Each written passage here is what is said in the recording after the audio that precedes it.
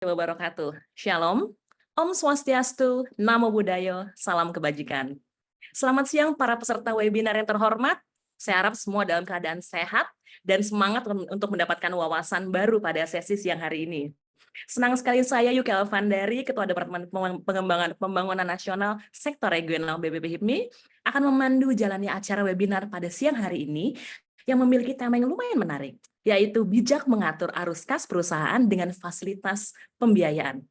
Webinar ini berlangsung dengan merupakan program kolaborasi antara Badan Otonom Womanpreneur BPP HIPMI dengan Gradana dan juga Hasya Consulting. Hadirin peserta yang berbahagia, marilah kita membuka acara pada siang hari ini dengan bersama-sama melafazkan basmalah. Bismillahirrahmanirrahim. Dan sekarang izinkan saya untuk dapat menyapa tamu kehormatan kita. Beliau merupakan panutan dari kita semua nih ya. Pada yang terhormat Ketua Umum Badan Otonom Womanpreneur BPP HIPMI, saudari kita, panutan kita, Mbak Aisyah Melisa Hamid. Selamat siang dan juga selamat datang, Mbak Mel. Selamat siang, Mbak Yuke. Selamat siang. Mbak Mel sehat ya? Sehat, Alhamdulillah. Doa yang sama buat Mbak Yuke. Alhamdulillah. Dan langsung saja kita juga akan bersama-sama langsung mendengar sambutan dan arahan langsung dari Ketua Umum Badan Otonom Womanpreneur BPP HIPMI. Mbak Mel, time is yours. Terima kasih. Mohon maaf, ini saya sedang dalam workshop, ada pelatihan, jadinya agak kurang proper bagian belakangnya ya. Assalamualaikum warahmatullahi wabarakatuh. Assalamualaikum teman-teman semua. Om Swastiastu, Namo Buddhaya, salam kebajikan. Terima kasih Mbak Yuke atas openingnya. Terima kasih teman-teman yang sudah bisa hadir dalam acara workshop kita kali ini yang berjudul Bijak Mengatur Arus Kas Perusahaan dengan Fasilitas Pembiayaan, yang juga bekerja sama dengan Gradana. Kebetulan Gradana ini juga merupakan salah satu perusahaan yang dimiliki oleh salah satu ketua dari Badan Womanpreneur, yaitu Mbak Angela Utama. Di sini juga saya mengucapkan salam buat Mbak Marvi Arum, salah satu narasumber kita. Beliau adalah founder dari Hasya Consulting, dan Mas Irfan Rahmanda, Business Development dari Gradana. Dan juga teman-teman sekalian yang menyaksikan acara kita melalui Zoom. Di kesempatan kali ini saya berterima kasih teman-teman bisa hadir semua untuk mengikuti kegiatan ini, karena topik yang akan dibahas itu sangat penting banget. Kita sebagai pengusaha, salah satu challenge yang mungkin akan kita hadapi adalah bagaimana kalau kita tidak bisa mengatur arus cash flow. Oleh karena itu, di sini kita bisa mendapatkan banyak insight gimana caranya kita bisa bijak mengatur arus cash flow kita. Dan harus diingat, arus cash flow sama profit itu juga beda ya. Jadi kalau kita punya profit tapi cash flow kita negatif dan pengeluarannya nggak kita atur, ya sami mawon ya mungkin ya, jadinya juga nggak gitu baik. Nanti kita akan mendapatkan banyak pembelajaran juga dari narasumber kita yang diharapkan juga bisa memberikan hal-hal yang positif untuk bisnis kita juga nantinya. Mungkin dari saya sedikit saja ya teman-teman ya, dan saya kembalikan kepada Mbak Yuke. Terima kasih Mbak Yuke. Assalamualaikum warahmatullahi wabarakatuh. Waalaikumsalam warahmatullahi wabarakatuh. Terima kasih banyak Mbak Mel, terima kasih atas perkenannya. Di antara waktunya yang mepet banget ini masih berkenan loh menyempatkan waktu kita di sini. Monggo silahkan dilanjutkan lagi workshopnya Mbak Mel. Terima kasih. Punten ya, izin teman-teman. Terima kasih banyak Mbak Mel. Terima kasih. Baik, hadirin peserta webinar yang berbahagia, arus kas. Kalau kita berbicara tentang arus kas, sebenarnya arus kas itu memang menjadi fondasi yang sangat penting dalam kita menjalankan suatu perusahaan. Dalam lingkungan yang dinamis, strategi yang bijak dalam mengelola arus kas itu pasti menjadi kunci sukses perusahaan. Dan hari ini juga kita akan membahas bagaimana nih fasilitas pembiayaan dapat menjadi alat yang sangat efektif dalam mengoptimalkan manajemen arus kas perusahaan. Telah hadir di tengah-tengah kita para pembicara yang luar biasa sekali. Mereka telah lama sekali berkecimpung di dunia finance, sudah melahirkan beberapa buku juga. Dan juga mereka concern sekali pada edukasi dan juga literasi keuangan. Pada hari ini, para pembicara akan membagikan pengetahuan, pengalaman praktis tentang strategi G2 dalam mengatur cash flow dan juga bagaimana memanfaatkan fasilitas pembiayaan sebagai amunisi strategis untuk keberhasilan, keberlanjutan, dan juga kesehatan arus kas usaha kita. Kita sudah ada kedatangan dua narasumber yang luar biasa. Yang pertama, kita akan berkenalan dulu lebih dekat, seperti itu ya. Yang pertama adalah, ini merupakan sosok wanita yang luar biasa nih kalau menurut saya. Beliau adalah Mbak Marfiarum Eka Ramdiati, atau biasa dipanggil dengan Jeng Marfi, begitu ya. Beliau merupakan founder dari Hasya Consulting, juga merupakan komisaris dari McWis Indonesia. Beliau lulusan dari Universitas Indonesia, sarjana ekonomi, dan juga dia nggak kaleng-kaleng gitu ya. Beliau juga sebenarnya sebagai pemegang sertifikasi dari International Association of Registered Financial Consultants, dan juga menyandang gelar sebagai Registered Financial Associates, dan juga Registered Islamic Financial Associates. Dan juga beliau juga sudah memegang sertifikasi kompetensi penyelia halal dari BNNSP. Wah, luar biasa sekali. Selain tadi sederetan background dari Mbak Marfi, juga aktif sekali dalam organisasi. Beliau merupakan pengurus dari Badan Pengurus Pusat HIPMI, Himpunan Pengusaha Muda Indonesia.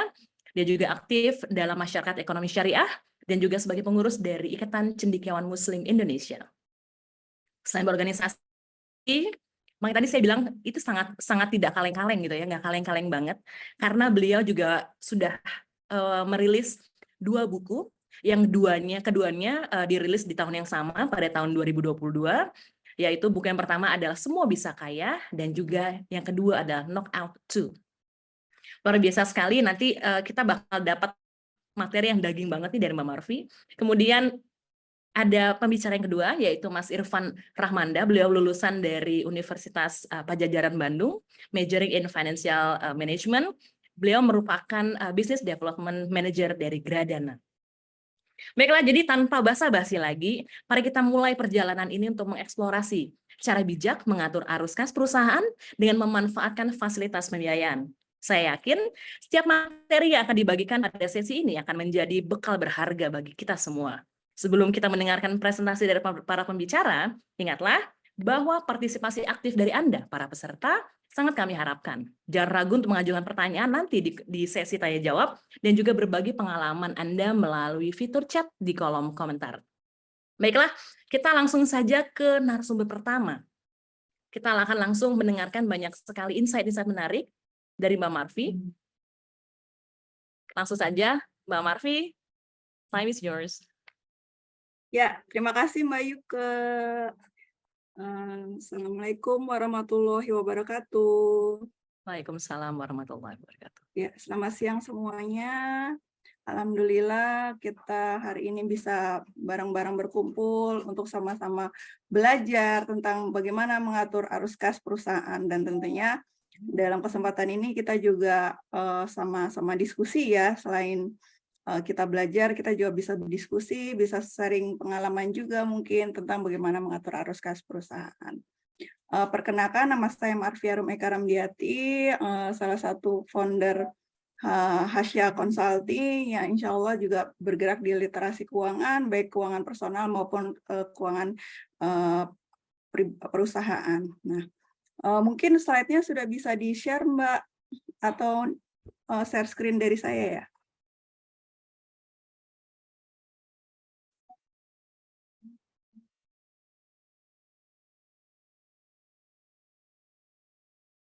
Bentar.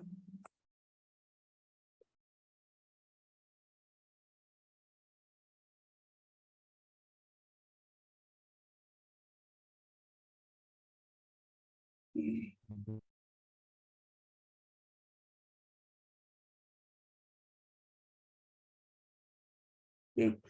Arus kas perusahaan, cash flow. Nah, kita hari ini bareng-bareng berdiskusi tentang bagaimana mengatur arus kas perusahaan, belajar kembali bersama bagaimana mengatur cash flow perusahaan di tengah kondisi yang tentu sangat sangat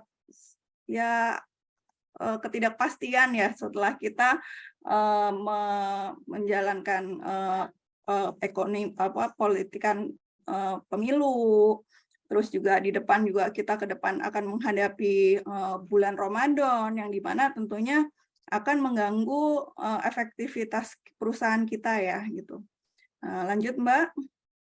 Sebelum kita mulai, perkenalkan dulu, nama saya Marvia Romeka Ramdiati, salah satu founder Hasya Consulting yang juga bergerak di literasi keuangan. Selain itu juga kami juga bergerak di literasi halal ekonomi syariah gitu. Jadi selain keuangan kami juga membantu partner kami untuk mendapatkan sertifikasi halal. Lanjut lagi Mbak.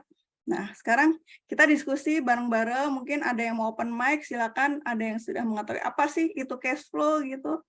Jadi kita santai aja ya, karena ini siang, materi siang, kalau kita bawa berat, nanti akan, biasanya tuh bawaannya ngantuk gitu. Jadi kita diskusi bareng-bareng, mungkin ada yang mau raise hand, kira-kira sudah bisa sharing apa itu cash flow. Kalau ada yang bisa raise hand, saya akan kasih buku, hadiah. Buat teman-teman yang mau sharing tentang apa itu cash flow sebelum saya mulai materi. Ya Mbak Yuke bisa dibantu nih teman-teman yang mau, ada yang mau resen?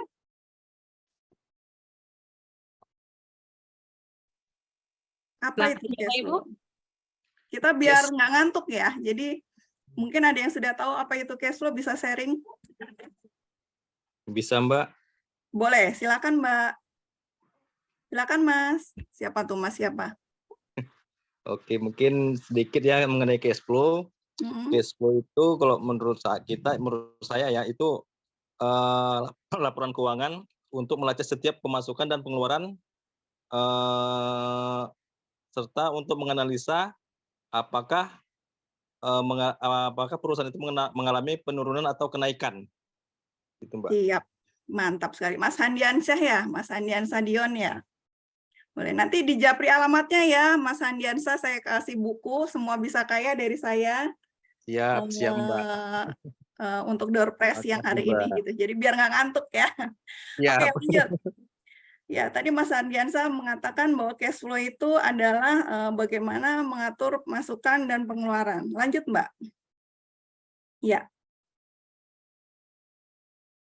Ya, jadi memang cash flow atau mungkin bahasa Indonesia kita kenal dengan laporan arus kas adalah istilah yang merujuk pada informasi tentang uang masuk ya dan uang keluar gitu dalam bisnis, tentunya dalam periode tertentu gitu. Dan ini biasanya dilakukan per bulan atau semester atau per tahunan, atau mungkin juga ada yang melakukan laporannya secara triwulan gitu. Jadi bagaimana perusahaan mendapatkan penerimaan biasanya dari penjualan ya, dan tentu juga tidak penjualan, biasanya dari piutang juga gitu, atau omset, dan juga mencatat bagaimana pengeluarannya gitu. Jadi pengeluaran ini biasanya dari biaya-biaya, baik biaya produksi, biaya gaji, dan pengeluaran operasional lainnya. Jadi di cash flow ini kita bisa membandingkan antara apa yang kita terima dan apa yang dikeluarkan oleh perusahaan dalam periode tertentu gitu. Dan ini mengapa cash flow ini sangat penting, karena kalau kita tidak mengontrol cash flow gitu ya,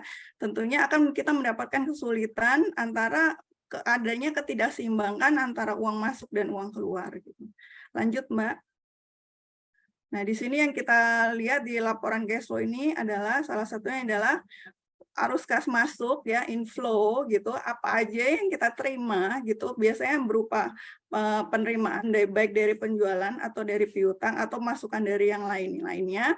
Nah, itu kita bandingkan dengan arus kas keluar atau outflow. Nah, biasanya outflow ini dari beban atau dari biaya-biaya yang perusahaan keluarkan gitu ya di periode tertentu.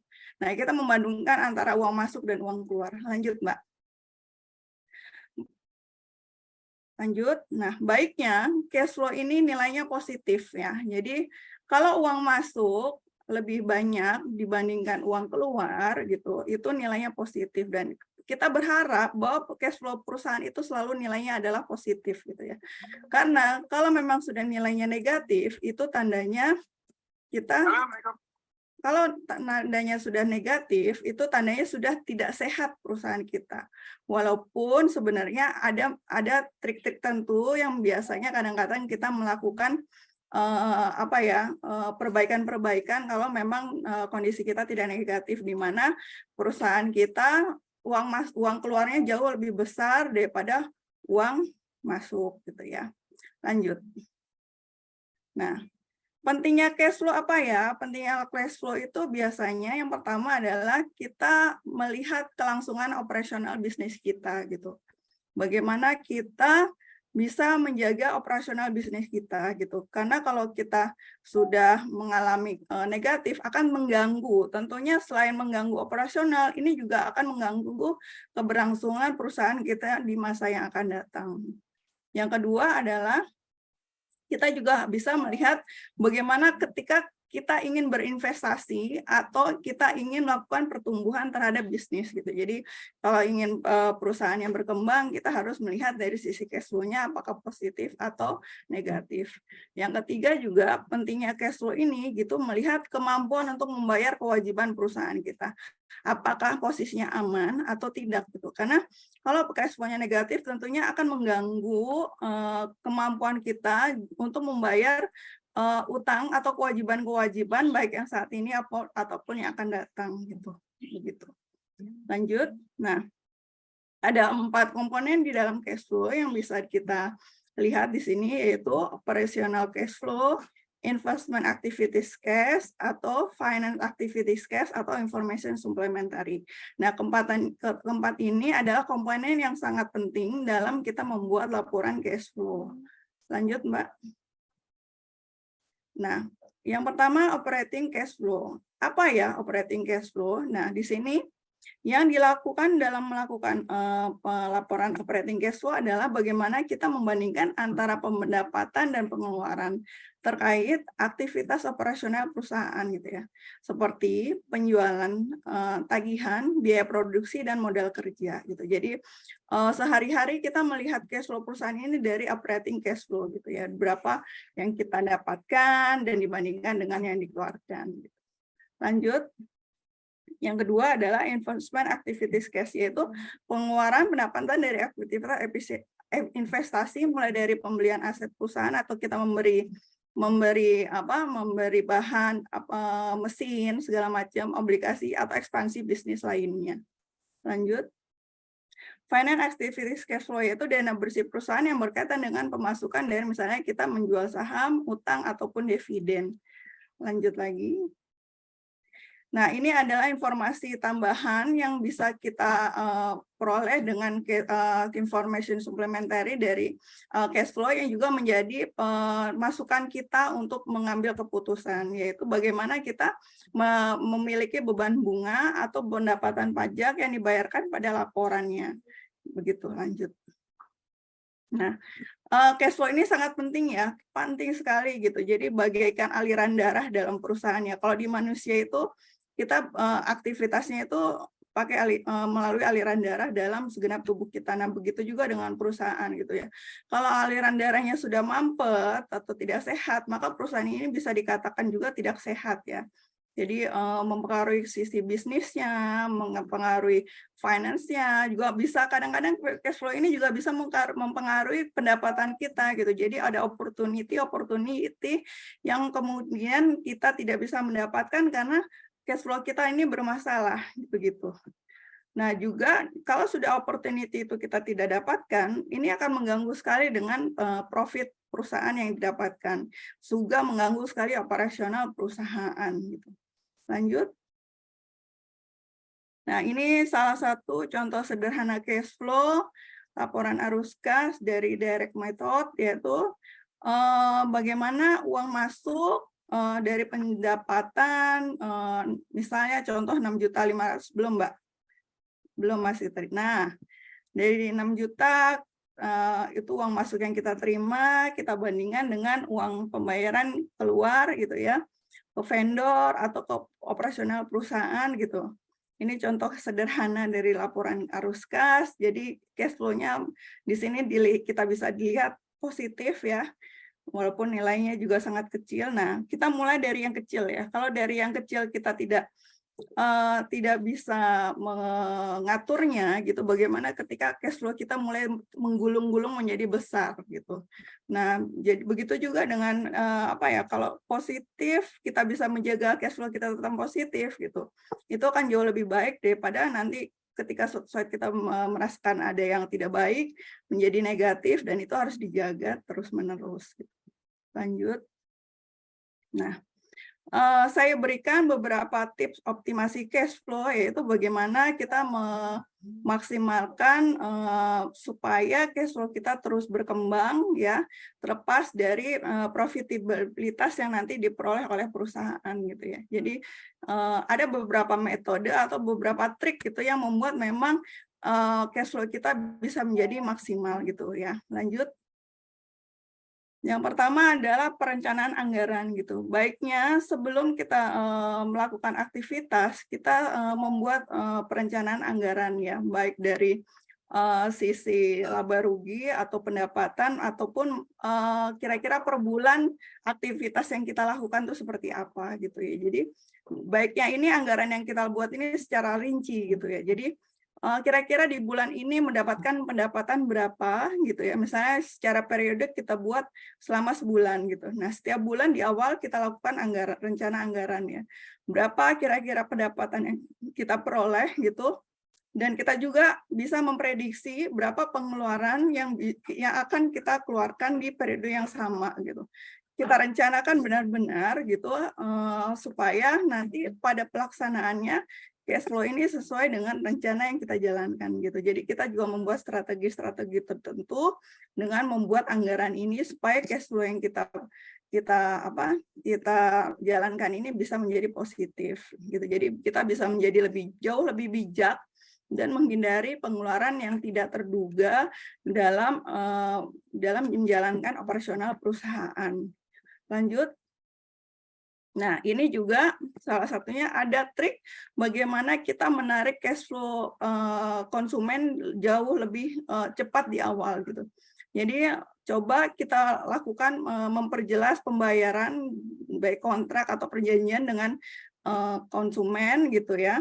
Kira-kira ada insentif yang bisa kita dapatkan nggak ya untuk mendapatkan cash flow jauh lebih cepat di awal gitu. Misalnya nilai harga yang ditawarkan jauh lebih murah ketika konsumen membayar cash gitu dibandingkan harus periode dengan cicilan gitu. Jadi ada trik-trik tertentu, metode pembayaran tertentu jika konsumen bisa melakukan pembayaran di awal gitu dengan nilai diskon atau dengan insentif yang lain gitu, misalnya dapat bonus tertentu gitu. Jadi perusahaan bisa mendapatkan pendapatan atau payment di awal gitu. Lanjut.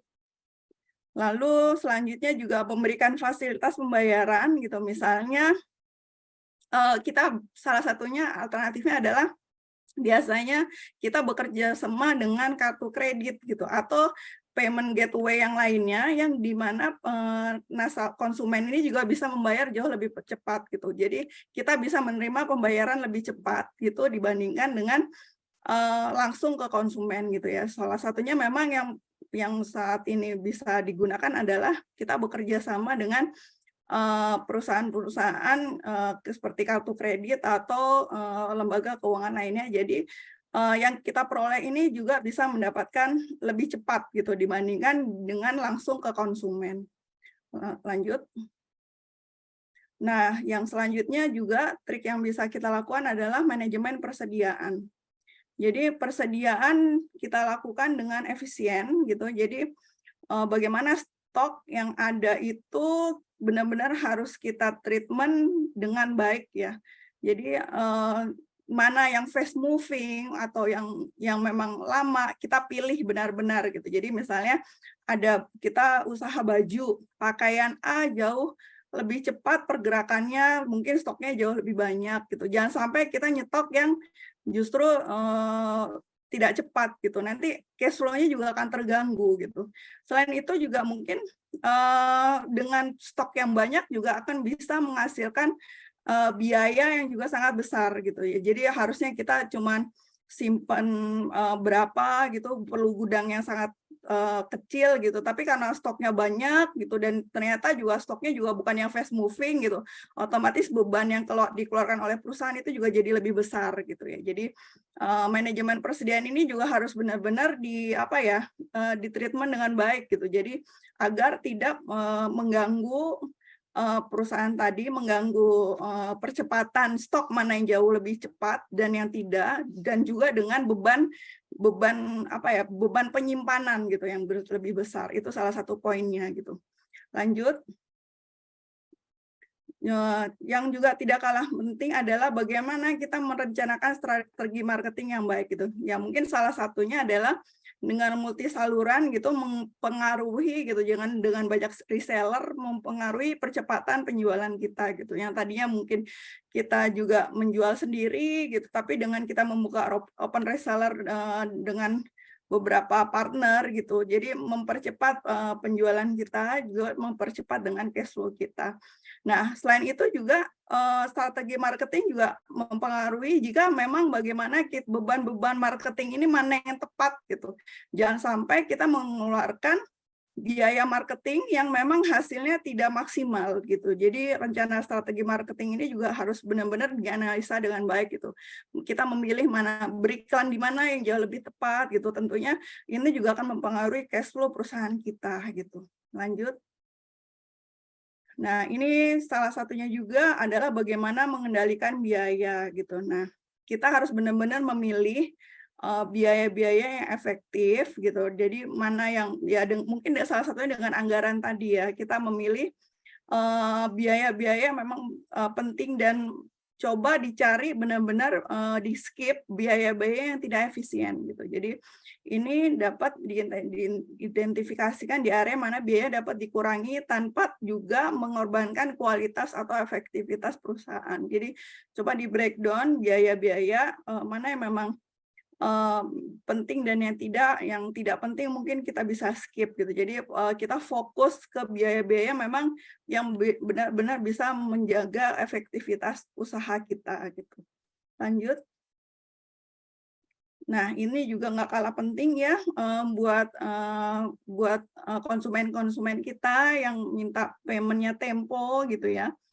Nah, kita harus benar-benar melakukan manajemen yang baik gitu ya terhadap penagihan piutang gitu ya. Jadi daftarnya juga harus benar-benar update gitu ya. Terus juga bagaimana proses penagihan terhadap konsumennya gitu ya. Jadi ada treatment-treatmentnya gitu. Memang yang sudah misalnya yang seminggu, yang sebulan, atau mungkin juga ada langkah-langkah batas kredit yang memang kita dengan wajar kita lakukan. Misalnya ada yang repeat order tapi dengan nilai piutang dia sudah tertentu, kita bisa skip gitu kan, atau kita tawarkan metode yang lainnya gitu. Jadi ini penagihan juga sangat penting untuk menjaga cash flow kita, jangan sampai terlalu besarnya piutang akhirnya mengganggu ke nilai cash flow kita gitu. Lanjut. Nah, ini juga yang mungkin hari ini kita kita bahas ya. Jadi tambahan modal kerja ini juga bisa mempengaruhi bagaimana cash flow pada pos-pos tertentu sehingga melancarkan aliran kas perusahaan gitu. Sebagai salah satu yang bisa sharing pengalaman adalah saya di tahun 2015, 2016 gitu ya. Itu saya mengajukan modal kerja ke salah satu bank di Indonesia gitu. Salah satu pertimbangan saya adalah waktu itu ada treatment di mana kalau saya menggunakan pinjaman, saya akan mendapatkan profit yang jauh lebih besar gitu. Jadi waktu itu saya beli, kalau saya membayar cash, saya mendapatkan diskon misalnya 30% gitu. Tapi karena saya tidak punya cash flow, akhirnya saya tidak punya cash, akhirnya saya mengambil keputusan untuk mengajukan pinjaman dengan yang tentunya waktu itu dengan bunga di 15% gitu. Jadi saya masih punya spare profit atau tambahan di mana akhirnya putaran pun juga jadi lebih lancar gitu. Jadi salah satu treatment yang bisa dilakukan juga untuk cash flow kita positif atau profit kita bisa jauh lebih besar itu kadang-kadang dengan mengajukan modal kerja gitu. Jadi harapannya mungkin di sini ada Mas Irfan yang nanti dari Geradana yang bisa share jauh lebih banyak gitu tentang bagaimana kita bisa mendapatkan modal kerja untuk mempengaruhi cash flow kita jauh lebih positif gitu. Mungkin sekian dari saya, Mbak, lanjut.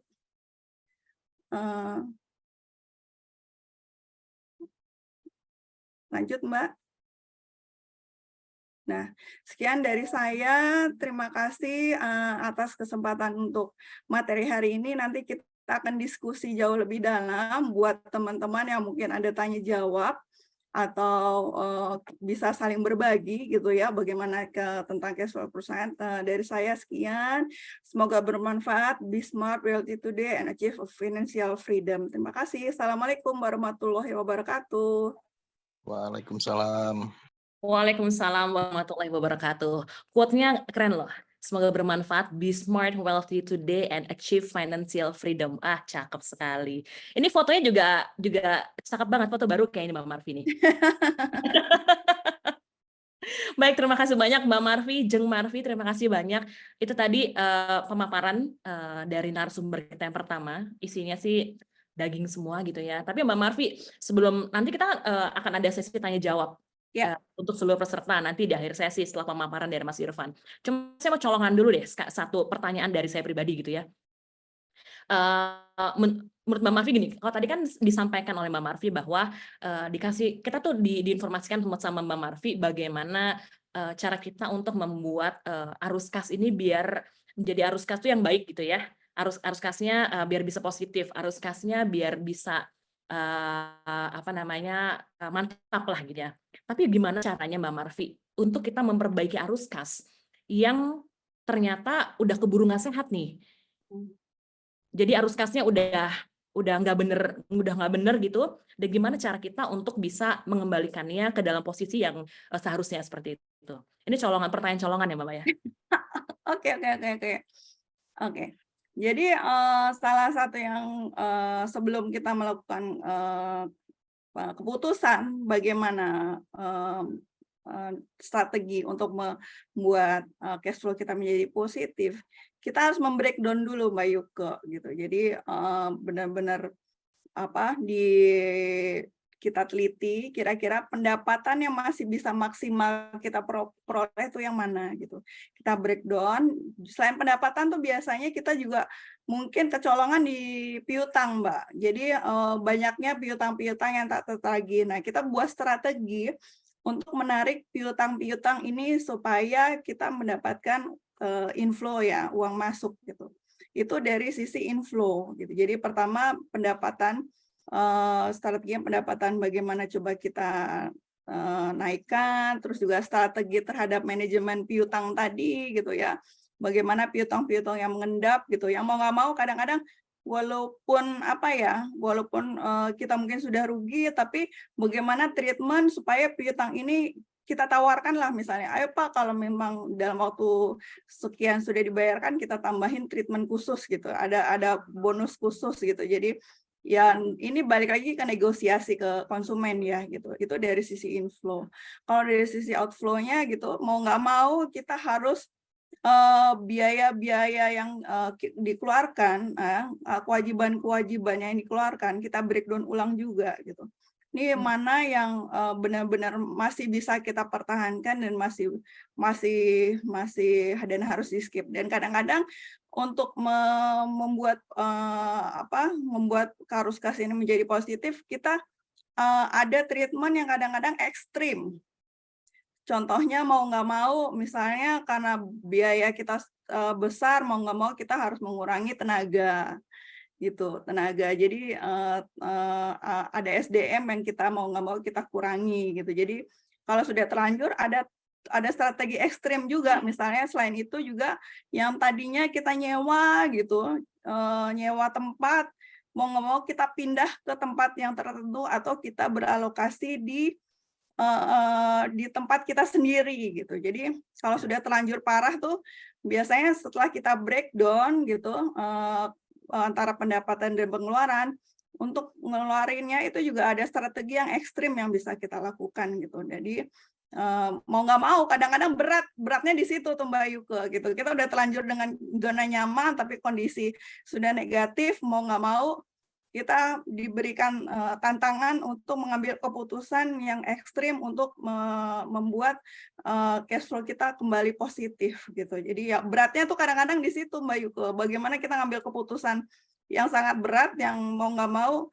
ya itu harus dilakukan gitu. Kalau tidak ya cash flow kita ya begitu-begitu aja gitu. Jadi harus dilakukan secara ekstrim gitu. Begitu Mbak Yuke. Siap, siap. Kadang-kadang kita udah keenakan gitu ya di zona nyaman, tapi bagaimanapun usaha harus dilanjutkan, show must go on gitu ya, Ya. Mbak Marfi. Oke, siap. Terima kasih banyak Mbak Marfi. Nanti kita ketemu lagi di sesi tanya jawab, karena saya yakin sekali para peserta itu pasti memang sudah penasaran banget nih, udah pengen tanya-tanya banyak nih tentang bagaimana cara kita bijak mengatur arus cash flow seperti itu. Nah, setelah ini kita akan mendengarkan juga nih. Kalau tadi itu sempat disampaikan juga sama Mbak Marfi. Kuartal pertama kita di tahun 2024 ini memang a bit tricky karena banyak sekali tuh momentum yang ternyata memang kalau kita lihat itu kayak in a row gitu ya. Setelah baru kita masuk bulan Januari, kemudian ada pemilu, kemudian ada tahun baru Imlek.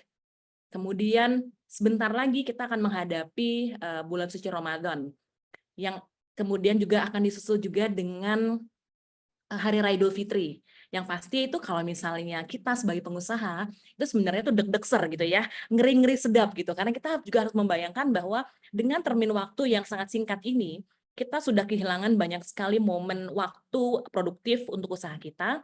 Dan beberapa bulan ke depan ini kita sudah harus berpikir keras bagaimana tunjangan hari raya untuk para karyawan kita gitu ya. Itu sebenarnya lebih tricky juga buat kita pengusaha, juga bikin cenut-cenut kepala gitu ya. Nah, mungkin sesi selanjutnya ini mungkin merupakan solusi buat kita.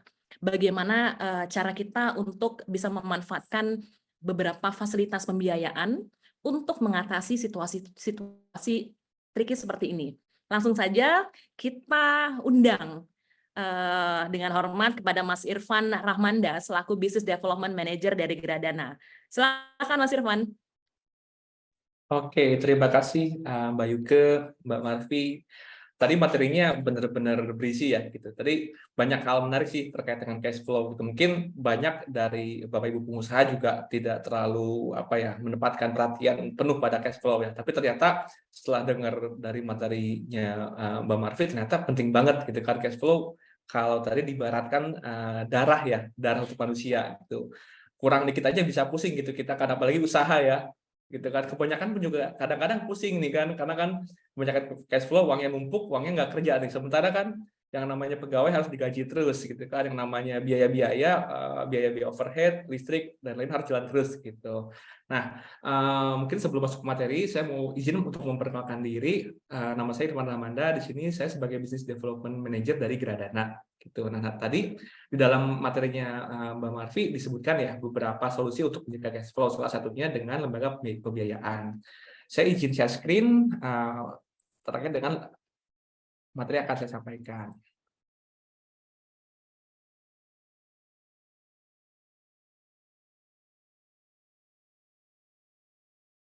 Ya, oke. Jadi tadi kita dari Gradana. Gradana ini apa sih? Jadi kalau misalkan Bapak Ibu pengusaha mungkin familiar untuk pinjaman itu ke lembaga keuangan bank, gitu kan, seperti bank. Nah, tapi sebenarnya banyak alternatif sendiri untuk layanan pinjam meminjam. Ya, salah satunya fintech. Tuh. Nah, kita memang di sini dikategorikan sebagai lembaga keuangan non bank, tapi tetap di bawah OJK. Jadi kita sudah berizin dan diawasi oleh OJK. Nah, kita ada beberapa produk sih sebenarnya yang mungkin bisa cocok nih buat Bapak Ibu, khususnya dalam mengatur cash flow. Overview-nya kita ada kurang lebih 5 produk ya. Apa aja itu? Yang pertama mungkin Grasrata. Ini pembiayaan kepemilikan rumah atau gudang atau kantor tanpa uang muka. Lalu ada juga Grasewa dan Grarenov. Ini untuk pembiayaan sewa, renovasi, dan juga ada untuk pembelian franchise. Dan terakhir ada Grakarya. PO atau invoice financing. Nah, saya akan masuk ke satu-satu dari masing-masing produk ini. Nah, yang pertama ini Gras Rata. Apa sih Gras Rata itu? Jadi Gras Rata ini pembiayaan properti KPR tanpa DP dan LTV ini bisa sampai 100%. Ini untuk properti secondary atau siap huni yang telah bersertifikat. Nah, jadi kadang-kadang nih ada sharing-sharing juga sih dari pengusaha gitu kan. Dia untuk saat ini sih cash flow-nya masih cukup oke lah gitu kan. Tapi ada beberapa cicilan sehingga kalau ke bank nih dia mau beli gudang ini nggak masuk nih gitu kan, nggak masuk, atau beli tempat usahanya nih ke bank ini belum masuk karena dari segi cicilan dia masih banyak. Tapi 6 bulan kemudian ini ada cicilan yang lunas nih gitu kan. Tapi kalau dia tunggu lagi 6 bulan, ini properti takutnya keburu dibeli orang. Kan kadang-kadang ini hokinya saya di sini nih, kalau saya pindah usahanya bisa turun. Itu banyak lah. Mungkin contohnya ada usaha resto nih yang udah lama di situ, sewa terus, pengen beli karena nggak ada biaya, mungkin ya akhirnya nggak bisa sewa lagi, atau mungkin biaya sewanya naik, atau mungkin dia beli yang lebih kecil di tempat lain tapi tidak seramai sebelumnya. Nah, di sini kita hadir, kita kasih solusi untuk hal-hal seperti itu. Nah, jadi kurang lebih kita mirip KPR, tapi tentunya dengan dibiayai yang lebih fleksibel lah gitu kan. Jangka waktunya juga bisa sampai 20 tahun dengan bunga 9,14 sampai 10,89. Ini angsurannya mirip-mirip KPR banget, pokok dan bunga dibayarkan setiap bulan. Ini bisa untuk individu atau mungkin untuk perusahaan juga bisa gitu ya. Dan jaminannya ini hanya personal garanti dari kerabat aja, terus sertifikat IMB dan properti yang akan dibeli itu. Untuk biayanya juga cukup murah, 2,5 juta untuk appraisal dan admin, dan profitnya 1%. Nah, keunggulan ini kita di sini nggak ada penalti ya. Jadi misalkan saat ini Bapak Ibu pengusaha ada gudang atau ada tempat usaha yang dirasa cocok nih, tapi ke bank belum bisa karena masih ada cicilan yang mungkin dalam jangka waktu 1 atau 2 tahun kemudian lunas. Ini ketika nanti misalkan mau pindah ke bank gitu ya, ini kita benar-benar nggak ada penalti. Jadi propertinya bisa dapat, tapi nggak rugi juga nanti kalau misalkan bisa dapat bunga yang lebih rendah seperti itu. Karena kan yang namanya properti itu ini ya untung-untungan gitu kan. Kadang-kadang uangnya ada, propertinya nggak ada. Uangnya nggak ada, propertinya ada, gitu kan. Tapi kalau properti ada, bagus gitu kan. Belum tentu propertinya nunggu kita untuk beli nih. Apalagi di prime location kan gitu. Nah, ini untuk syarat-syaratnya juga cukup mudah ya.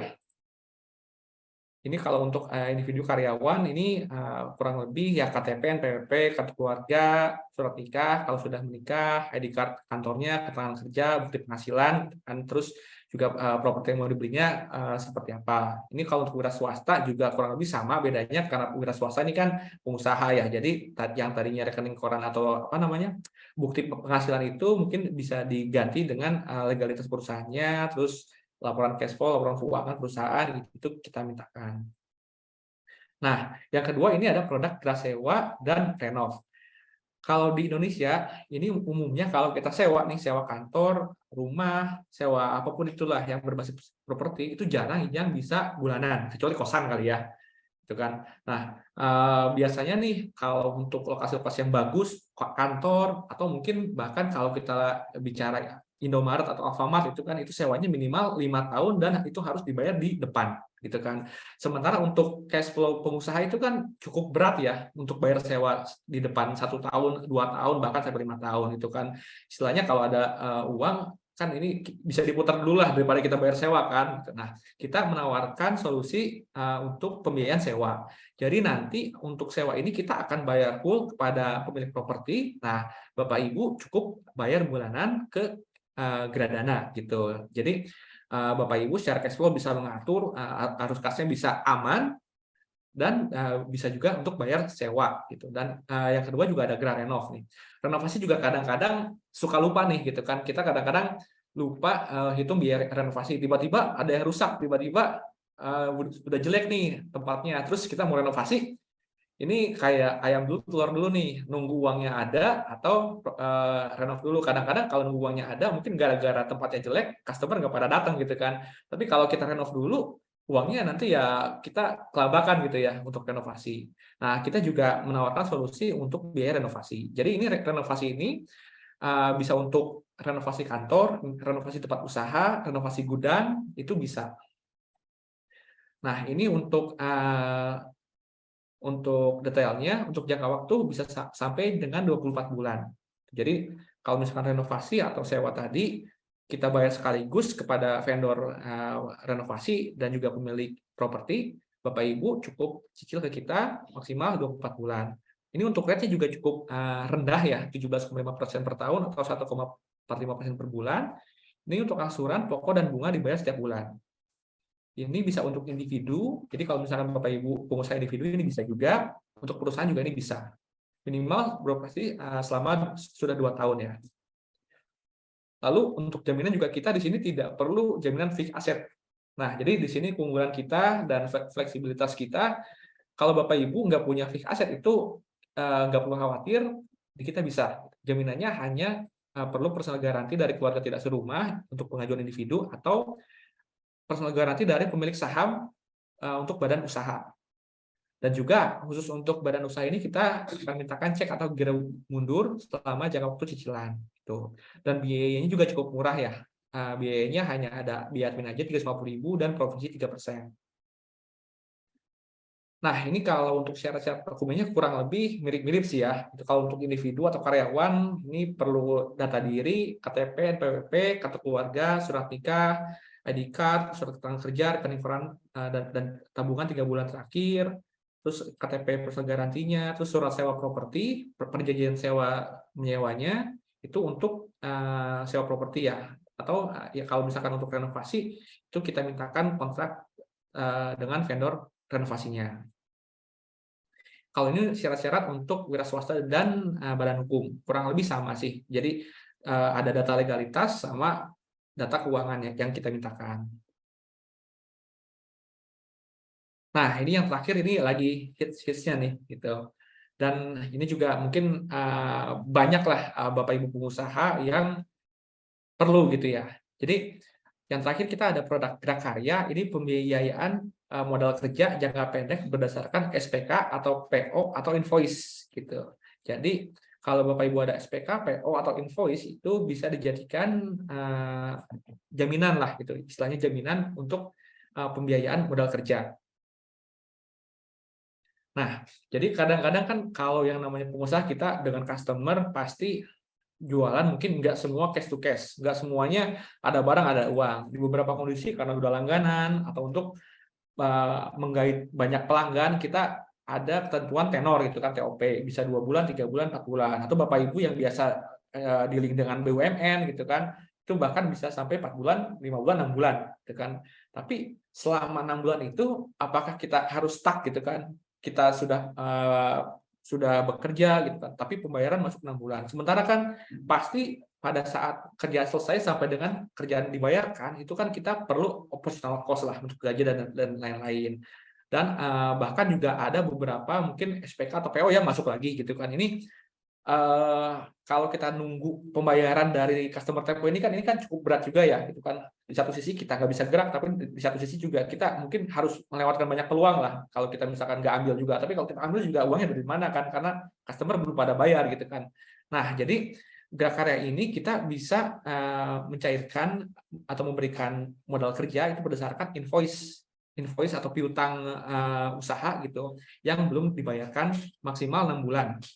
Atau misalkan belum jadi invoice masih berupa PO atau SPK pun juga kita bisa gitu. Jadi misalkan ada PO atau SPK dari customer, PO pengadaan barang, PO pengadaan komputer, itu bisa kita biayai gitu. Jadi bahkan kalau dengan PO bisa jadi Bapak Ibu tanpa modal gitu kan. Misalkan kalau kita biaya 70%, COGS Bapak Ibu hanya 70%, ya berarti kan Bapak Ibu bisa jalan proyek tanpa modal sama sekali gitu kan. Jangka waktu juga maksimal 6 bulan karena kita mainnya short term project dan ini rate-nya 2% per bulan. Ini skema angsurannya juga cukup fleksibel, jadi bunga bisa dibayarkan setiap bulan. Jadi Bapak Ibu tidak perlu terbebani sama pokok gitu ya, selama misalkan itu belum dibayar. Nah, pokoknya ini dibayarkan pada saat jatuh tempo pinjaman atau pada saat dibayarkan dari pihak pemberi kerja. Misalkan Bapak Ibu dapat PO pengadaan barang dari customer A gitu ya. Customer A ini akan bayar 3 bulan setelah pengiriman. Nah, jadi ketika sudah kita biayai, Bapak Ibu beli barangnya, Bapak Ibu kirimkan barangnya, tunggu 3 bulan itu selama menunggu sampai pembayaran dari customer itu Bapak Ibu hanya cukup membayar bunganya aja gitu. Pokoknya ya nanti tunggu pembayaran dari customernya seperti itu. Nah, jadi dengan seperti itu kan ketika ada peluang lain, Bapak Ibu bisa ambil kembali gitu kan. Bahkan bisa bisa kalau dengan metode replikasi ya bisa dapat PO tidak terbatas gitu kan. Apalagi kan tadi tanpa modal gitu kan. Lalu untuk target borrower-nya ini karena ini invoice PO dan SPK, kita fokus di perusahaan berbadan hukum, PT atau CV dengan keuangan dan profil kredit baik. Gitu. Nah, ini nih keuangan dan profil kredit baik ini seperti apa sih kan kadang-kadang bingung ya. Kadang menurut saya sih baik atau menurut ini sih oke gitu. Nah, Bapak Ibu nggak perlu khawatir, nanti juga kita akan bantu analisa juga sih gitu. Dan minimal sudah beroperasi selama 2 tahun. Untuk jaminan juga kita sangat fleksibel, kita tidak perlu jaminan fixed asset. Kita hanya perlu personal garanti dari seluruh pemilik saham dan cek selama jangka waktu. Untuk biayanya juga murah, hanya ada admin 5.000, 3% provisi, dan pengajuan ini maksimal bisa 70% dari nilai SPK, PO, atau invoice. Gitu. Nah, ini mungkin kalau untuk rate 2% per bulan dan provisi 3% per bulan ini, kalau misalkan Bapak Ibu ngerasa kok segini ya, kok segini sih, sebenarnya ini cukup murah ya dibandingkan dengan margin Bapak Ibu. Nah, jadi juga nanti kita akan bantu juga sih hitung dari margin Bapak Ibu. Jadi ketika misalkan dengan adanya pembiayaan dari kita, Bapak Ibu bisa dapat proyek 1 miliar dengan margin 20% gitu kan. Sementara kita kan untuk bunga ini mungkin hanya bayar 2% per bulan aja gitu. Jadi sebenarnya ya masih untung juga gitu, masih untung besar juga sih gitu kan Bapak Ibu kan dengan pembiayaan ini. Jadi mungkin kalau untuk pengusaha selama marginnya itu di atas dari biaya pembiayaan itu untung. Jadi bukan beban tapi ya itu ini ya apa namanya ya cost untuk mendapatkan untung itu gitu. Ini kalau untuk persyaratan juga cukup mudah, kita hanya perlu data legalis dan keuangan. Jadi akta pendirian, perubahan, NPWP PT, KTP NPWP pengurus, izin-izin, NIB, laporan keuangan perusahaan 2 tahun terakhir, rekening koran 3 bulan terakhir, laporan PPN, PPH 3 bulan terakhir. Kita perlu copy invoice, SPK, PO yang akan kita biayai, dan juga historikalnya. Terus juga kita akan sediakan nanti form garanti dan persetujuan komisaris untuk pinjam-meminjam. Nah, ini cakupan pendanaan Gradana. Jadi kalau untuk proyek, kita hampir di seluruh Indonesia itu pernah ya kalau untuk lokasi proyeknya. Mungkin kalau yang belum mungkin di Papua, ini mungkin ya Papua Barat atau Papua Pegunungan itu mungkin kita belum ada ya. Tapi apa namanya, kalau untuk daerah Jawa sih itu udah hampir semuanya, Kalimantan, Sulawesi, Sumatera juga kita udah ada. Kalau untuk cakupan borrowernya sih kalau untuk saat ini kita bisa terima mungkin di Pulau Jawa dan juga beberapa daerah yang kerjasama dengan HIPMI seperti itu. Ini ada co-founder dan CEO kita, ada Bu Angela, Pak William, Pak Fenyan, dan Pak Muljadi ya. Jadi cukup ini juga ya pengalamannya banyak sekali dan cukup malang melintang di banyak usaha seperti itu. Oke, mungkin sekian materi dari saya nih. Mungkin pasti banyak dari Bapak Ibu yang mau tanya nih soal pembiayaan atau mungkin soal cash flow. Seperti itu. Saya kembalikan ke Mbak Yuke. Silakan Mbak Yuke, terima kasih. Baik, terima kasih banyak Mas Irfan. Wah, luar biasa banget. Tadi saya tuh sempat catat nih beberapa produk dari Gradana yang itu sebenarnya relate banget lah, itu bisa banget untuk kita para pengusaha untuk bisa memanfaatkan fasilitas yang diberikan dari Gradana. Yang tadi saya langsung garis bawahi itu adalah Grakarya. Karena kan itu banyak banget mungkin dari teman-teman peserta juga yang apa namanya based on SPK, PO pengadaan gitu kan, itu ternyata juga bisa mendapatkan fasilitas pembiayaan juga dari Gradana. Dan ini ada angin segar juga nih, barusan kita mendapatkan info ada angin segar. Buat teman-teman itu bisa mendapatkan voucher bebas biaya admin dari Gradana. Caranya gimana? Caranya teman-teman silakan ke kolom chat, itu host kita sudah menautkan link. Silakan klik link tersebut untuk bisa mendapatkan voucher free biaya admin. Wah, lumayan banget. Lumayan banget. Oke, teman-teman peserta webinar pada siang hari ini, semoga belum ngantuk ya, semoga belum ngantuk. Dan saya yakin banget teman-teman pasti banyak sekali apa namanya pertanyaan-pertanyaan yang ingin sekali dilayangkan. baik ke Mbak Marfi atau ke Mas Irfan gitu ya. Sambil menunggu untuk teman-teman nanti bisa raise hand atau menuliskan pertanyaan di kolom chat juga boleh. Saya mau bertanya dulu nih. Kalau tadi kan saya sudah ada pertanyaan colongan nih ke Mbak Marfi gitu ya. Sekarang saya mau ada pertanyaan colongan juga apa namanya ke Mas Irfan deh. Mas, ini sebenarnya pertanyaan dari teman-teman yang sudah mendaftar. Jadi kita mendapatkan pertanyaan ini juga dari form pendaftaran. Ini ada peserta yang menanyakan seperti ini, Mas. Bagaimana sih, Mas? Ini cara mengatur arus kas perusahaan dengan fasilitas pembiayaan dengan baik gitu. Karena kan kita tahu juga bahwa fasilitas pembiayaan itu pasti menjadi solusi juga buat kita para pengusaha. Tapi pasti ada risiko juga yang harus diperhitungkan seperti itu kan. Jadi bagaimana tuh cara mengatur arus kas perusahaan dengan fasilitas pembiayaan dengan baik. Silakan Mas Irfan. Oke. Ya, terima kasih pertanyaannya Mbak Yuki. Ini sebenarnya pertanyaannya cukup sangat bagus ya gitu ya. Karena kan kadang-kadang kita bingung juga ya. Mungkin yang pertama mungkin kita juga harus tahu dulu arus kas kita itu seperti apa. Nah, nanti dari arus kas kita seperti apa, kita akan tahu kebutuhan kita. Kebutuhan pembiayaan itu seperti apa. Jadi pembiayaan ini harus tepat. Jangan sampai kurang dan jangan sampai lebih. Karena kalau kurang nanti mungkin ya pekerjaan juga nggak akan selesai gitu kan. Dan kalau lebih pun juga nanti akan ada cost yang sia-sia gitu kan untuk bayar bunga dan lain-lain. Nah, setelah tepat nilai harus tepat waktunya juga gitu kan. Tepat waktu seperti apa? Jangan terlalu pendek dan jangan terlalu panjang gitu kan. Kadang-kadang kita terlalu optimis deh, kayaknya ini 2 bulan kebayar gitu kan. Ini khususnya untuk pembiayaan piutang ya, 2 bulan kebayar deh. Ternyata mundur juga gitu. Jadi kita selain harus optimis, kita juga harus lihat dari data historikal. Nah, mungkin kita sendiri kan pasti lebih paham lah habitnya customer kita. Ada habitnya customer kita kalau misalkan akhir tahun ini pasti cepat ini bayarnya nih. Tapi kalau misalkan menjelang tengah tahun ini pasti agak mundur. Terutama kalau kita bilang misalkan pemerintahan ya. Kalau pemerintahan nih di akhir tahun biasanya cepet-cepet bayarnya karena anggarannya kan mau tutup. Tapi kalau misalkan awal tahun ini pasti agak panjang gitu kan, agak mundur gitu. Jadi kita harus tahu juga sih kira-kira tempo atau jangka waktu yang tepat itu seperti apa. Dan yang terakhir kita juga harus tahu sumber repayment dari pinjaman kita. Jadi jangan sampai kita pinjam tapi kembalinya dari mana kita belum tahu deh, kita coba aja dulu pinjam, kita coba dulu aja usaha, mudah-mudahan ada bayar enggak ya udah gitu. Jadi jangan sampai seperti itu. Jadi yang pertama tadi mungkin saya rangkum, yang pertama kita harus tahu dulu cash flow kita seperti apa, harus tepat juga nominalnya, jangan kelebihan, jangan kekurangan, dan harus tepat juga jangka waktunya. Jadi jangan terlalu pendek, jangan terlalu panjang, seperti itu. Siap, terima kasih Mas Irfan. Ya memang perhitungan di awal itu juga memang sangat amat penting ya gitu ya. Jadi kita memang kudu confident tapi jangan overconfident juga untuk bisa melakukan step kita ke depannya gitu. Dan untuk teman-teman yang lainnya juga para peserta silahkan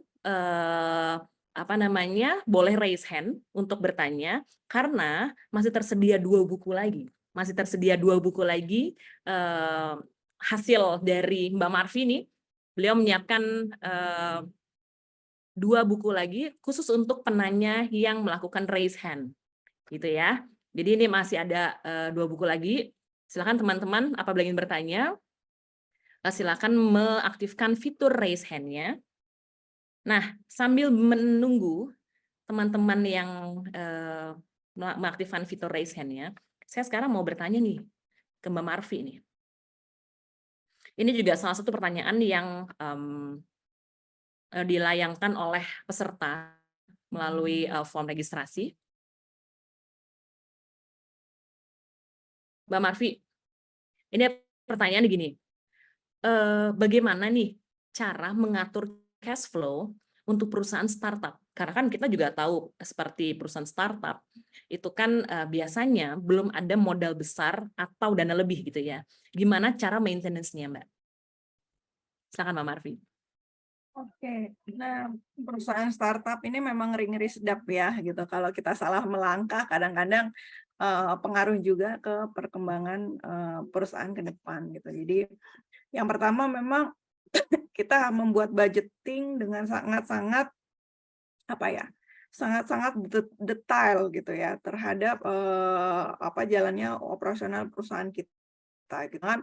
Membuat kadang-kadang karena kita merasa baru, merasa yakin, optimis, tapi anggarannya yang kita lakukan itu, budget yang kita lakukan itu menggelembung gitu ya. Contohnya, oh yakin nih mendapatkan pendapatan sekian persen, 100% gitu. Tapi terus akhirnya dengan keyakinan kita, kita mengambil resiko untuk mengeluarkan biaya yang sangat besar gitu. Jadi kadang-kadang kita perlu membuat budgeting yang realistis gitu. Jadi cash flow kita tuh nggak jebol gitu. Jadi coba benar-benar menghitungkan dengan sangat detail, juga dengan realistis apa yang kemungkinan pendapatan yang kita peroleh, sehingga dalam melangkah mengeluarkan pengeluaran itu juga kita benar-benar sangat berhati-hati gitu ya, karena kan memang ya itu tadi, uang yang kita miliki ini tidak banyak gitu, jadi efisiensi dalam menggunakan uang yang kita miliki ini tidak besar gitu. Nah, kalaupun memang berani mau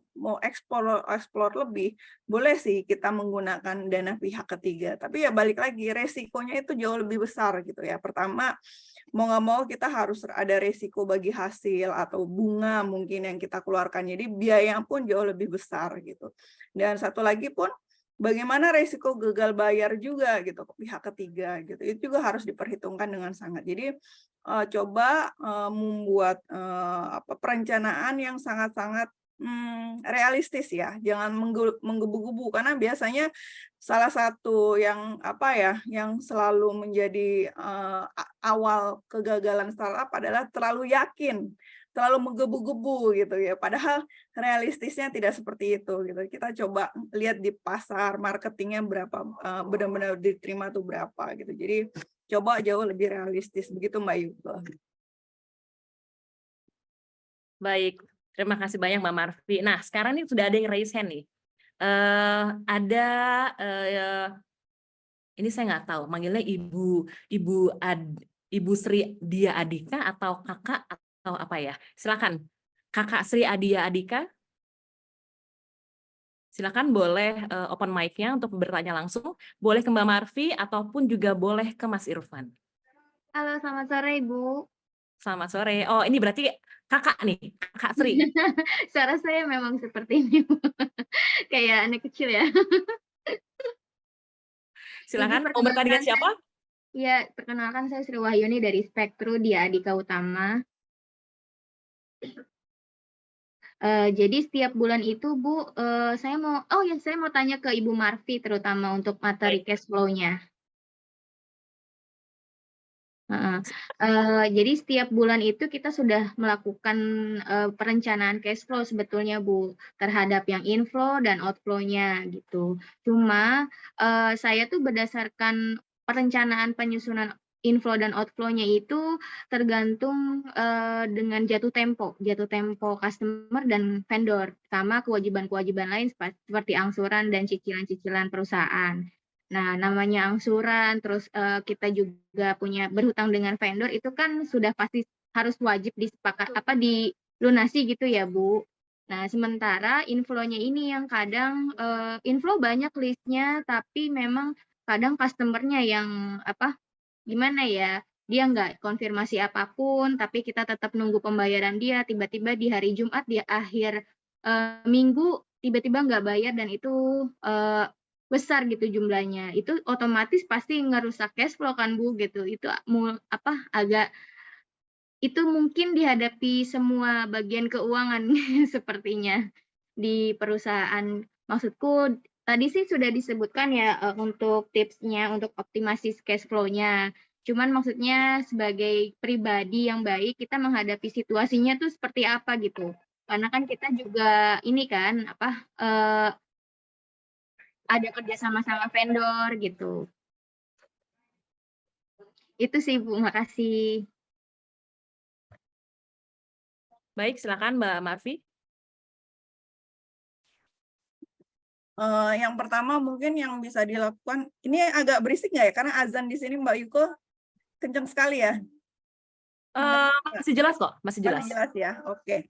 Ya, yang pertama dilakukan mungkin ya kita ketika jatuh tempo coba diingatkan jauh-jauh hari ya Mbak. Jadi jangan pas hanya jatuh tempo kita langsung menagih gitu. Jadi coba komunikasi yang baik terhadap manajemen piutang tadi. Yang salah satu poin yang saya jelaskan adalah manajemen piutang supaya vendor-vendor ini ingat gitu. Selain itu juga kita mencoba buat treatment khusus tadi ya. Buat vendor-vendor yang sudah agak berat gitu untuk menagih, biasanya saya pernah mendapatkan seperti itu. Jadi coba ketika ada pengurangan nilai, coba dihitung kalkulasinya juga ya dengan keuntungan yang diperoleh. Mungkin ada tambahan kelebihan yang bisa kita tawarkan ketika vendor itu juga dibayarkan pada tempo tertentu gitu.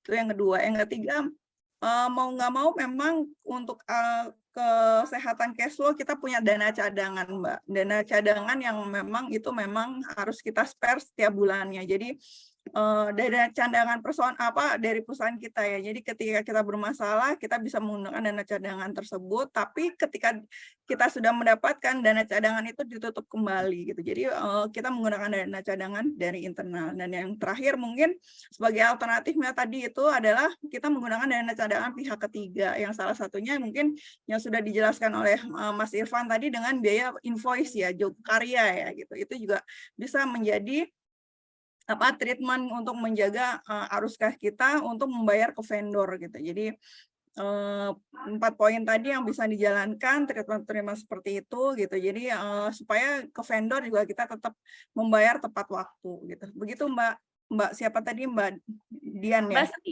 Mbak Sri. Begitu Iya, Mbak Bu. Sri. Iya. Cuman masalahnya kalau saya kan sebagai karyawan ya Bu ya. Tapi terkadang kalau kita pakai pihak ketiga itu kan ada biaya yang seharusnya kita tidak keluarkan gitu. Tapi karena cash flow-nya berantakan, mau nggak mau kita akhirnya ambil fintech atau ambil dari pembiayaan bank gitu. Tapi itu sebetulnya kan kita jadi mengeluarkan biaya bunga untuk ke fintech sama ke banknya gitu Bu. Nah kadang tuh ownernya juga nggak mau gitu. Yang bikin bingung tuh di situ.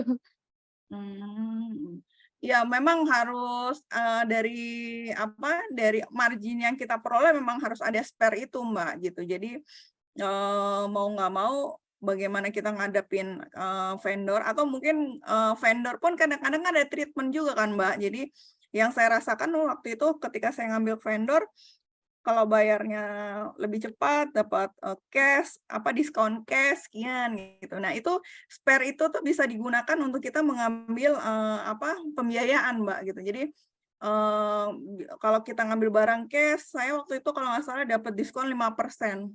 Nah dengan 5% itu dengan nilai yang besar untuk ke konsumen itu biasanya spare-nya nggak besar gitu. Jadi ada spare margin yang bisa buat nutupin biaya yang pembiayaan tadi.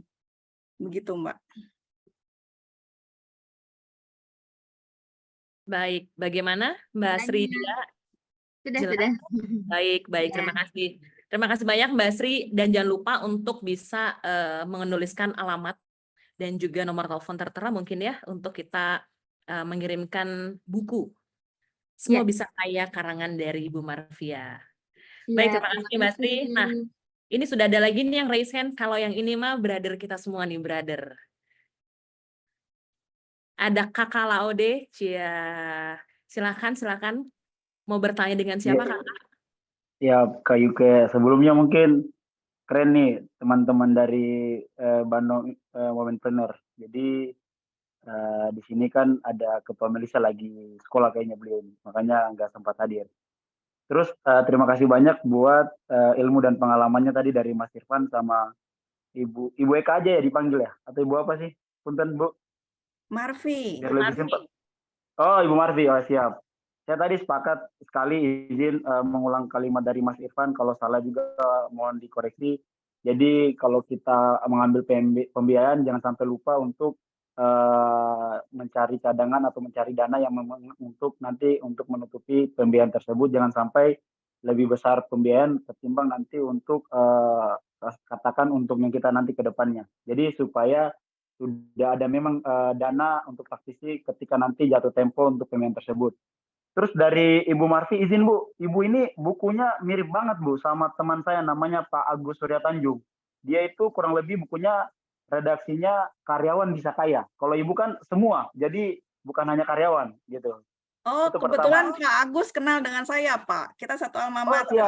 siap. Saya kebetulan kenal sama beliau dari 2019 di Papua. Saya lagi ngawasin proyek jalan jembatan. Jadi izin Bu, terkait yang Ibu sampaikan sama Mas Irfan secara general. Jadi kalau dari saya mungkin hampir-hampir sama dengan teman-teman sebelumnya, cuman pandangannya lebih umum bahwasanya kan kita ini meskipun ada perusahaan atau ada usaha, kami juga itu kan ada jejaring Bu. Terkadang yang disampaikan tadi sama penanya sebelumnya, kami ini terlalu baik mungkin Bu. Jadi posisinya kami sudah spare dana nih Bu. Tapi kami pikir dana kami ini sudah ada mungkin jatuh tempo ke depannya per 3 bulan ke depan sudah ada untuk menagih. Tapi yang kita sediakan spare dana ini kita pakai buat mungkin pinjamin teman atau mungkin bantu teman. Banyak judulnya lah Bu kalau kita di pengusaha begini. Tapi ternyata yang 3 bulan juga molor, yang teman juga molor. Nah, itu kadang situasi-situasi yang begitu yang kadang kita tidak inginkan, tapi itulah kenyataan Bu. Karena kalau kita juga kurang baik sama teman atau sahabat, ya kena juga di kita efeknya. Kayak kedepannya kita sama teman agak kurang bagus lah komunikasinya sesama jejaring pengusaha. Mungkin begitu. Jadi terkadang itu yang realita yang memang maksudnya dalam konsep mungkin dari Ibu atau Mas Irfan sudah konsepin, kami juga pengen begitu. Cuman kalau di dunia usaha, kalau kita terlalu kaku atau pelit, agak susah Bu, begitu. Karena kalau kita kurang peka sama teman, ke depannya takutnya kita juga lagi susah, teman juga kurang peka sama kita. Mungkin begitu, kembali ke Mbak Yuke. Terima kasih. Baik, terima kasih Kakak Laude. Jangan lupa juga untuk bisa mencantumkan alamat ya, alamat karena nanti akan langsung dikirim buku Semua Bisa Kaya karangan dari Mbak Marfi.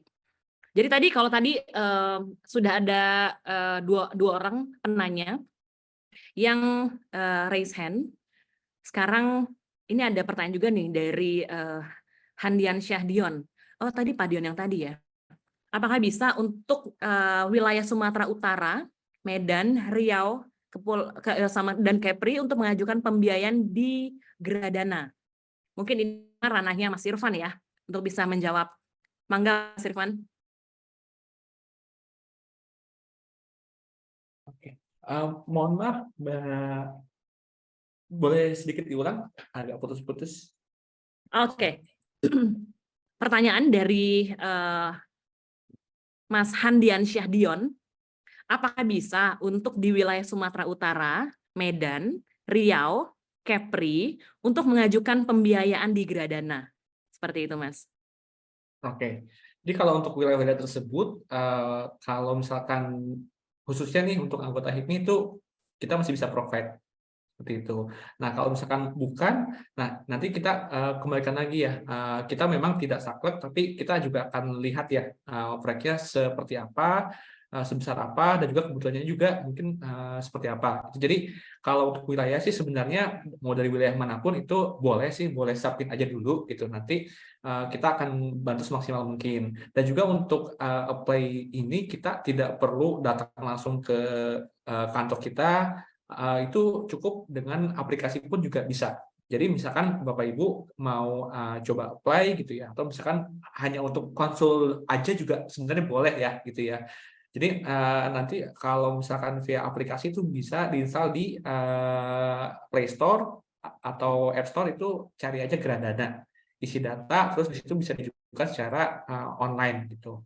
Jadi nanti di situ ya mau mengajukan atau mungkin hanya untuk mengajukan lalu tanya-tanya masalah jadi atau enggak itu nanti ya urusan belakang lah. Yang penting kita terhubung dulu, coba konsulkan dulu seperti apa kebutuhannya, nanti kita akan coba kasih solusi yang paling bagus gitu, seperti itu. Jadi kita pun juga istilahnya nggak akan kan mungkin Bapak Ibu takut nih kalau misalkan kontak nih nanti nggak jadi dikejar-kejar nih. Kita nggak akan seperti itu sih. Malah kita kadang-kadang kita juga kasih solusi gitu. Kita juga ada beberapa kasus yang mungkin kayak mengajukan terus ternyata ada miss-nya, terus akhirnya kita kasih tahu gitu. Akhirnya ya jadinya sharing-sharing aja seperti itu. Jadi untuk wilayah manapun itu bisa coba apply aja dulu. Oke, Mas Irfan, terima kasih banyak. Seperti tadi sempat Mas Irfan tampilkan juga di slide ya, kalau saya tidak salah, memang ternyata Gradana juga sudah memfasilitasi banyak sekali daerah, provinsi, satu Indonesia tuh kayaknya, tadi kalau dari peta yang terlihat kayaknya semua titik udah dijangkau nih sama Gradana gitu ya. Dan jangan lupa juga Bapak dan Ibu peserta webinar pada siang hari ini, untuk dapat mengisi form yang sudah terlampir di kolom chat untuk bisa mendapatkan voucher bebas biaya admin dari Gradana, seperti itu. Ini kesempatan yang luar biasa sekali. Ya, Bapak dan Ibu, tidak terasa sekarang waktu sudah menunjukkan pukul 15.30. Ternyata kita sudah sampai di penghujung acara seperti itu ya. Saya yakin banget nih, masih banyak banget nih yang masih mau tanya, baik ke Mbak Marfi ataupun ke Mas Irfan. Untuk Bapak dan Ibu yang masih punya unek-unek gitu ya, punya ganjalan, punya pertanyaan seperti itu, bisa setelah ini melayangkan email untuk masing-masing ini ya, untuk masing-masing pembicara apabila masih ada ditanyakan. Untuk Mas Irfan bisa ke irfanrahmanda@gradana.com, dan juga untuk Mbak Marfi, mungkin boleh Mbak Marfi di-share email address-nya. Mungkin kalau teman-teman ada yang masih ingin ditanyakan, tapi karena waktu kita memang sudah terbatas seperti itu, mungkin Mbak Marfi bisa di-share di kolom chat di bawah, mungkin bisa dicantumkan alamat emailnya. Bapak dan Ibu, terima kasih banyak atas partisipasinya, keikutsertaannya pada webinar pada siang hari ini. Terima kasih kepada seluruh peserta, pembicara, narasumber, dan panitia yang telah berpartisipasi pada webinar pada hari ini. Kita telah menjelajahi topik yang sangat penting, yaitu manajemen arus kas dan juga peran fasilitas pembiayaan dalam menjaga kesehatan keuangan bisnis kita sendiri. Dari diskusi kita hari ini, ada beberapa hal yang saya simpulkan, yaitu tentang pentingnya manajemen arus kas dan juga fasilitas pembiayaan sebagai alat strategis, resiko dan manfaat dari fasilitas pembiayaan, dan juga kolaborasi dengan institusi keuangan. Dengan demikian, mari kita terus mengasah pengetahuan dan keterampilan kita dalam mengelola arus kas dan memanfaatkan fasilitas pembiayaan secara bijak. Semoga webinar ini memberikan wawasan berharga dan membantu perusahaan-perusahaan untuk bisa tetap kuat secara finansial. Terima kasih kepada sekali lagi pada semua pihak yang telah ikut serta, para pihak yang telah bergabung, dan sampai jumpa juga di kesempatan berikutnya. Saya akhiri. Billahi taufik wal hidayah. Wassalamualaikum warahmatullahi wabarakatuh. Terima kasih semuanya. Waalaikumsalam warahmatullahi wabarakatuh. Sukses terus Womenpreneur. Terima kasih Mbak Yuke, terima kasih Mbak Mas Irfan, terima kasih banyak Mbak Marfi. Terima kasih Mama Angela. Berkolaborasi lagi sampai ketemu di lain kesempatan. Terima kasih. Terima kasih banyak Ibu Bapak peserta semuanya. Terima kasih.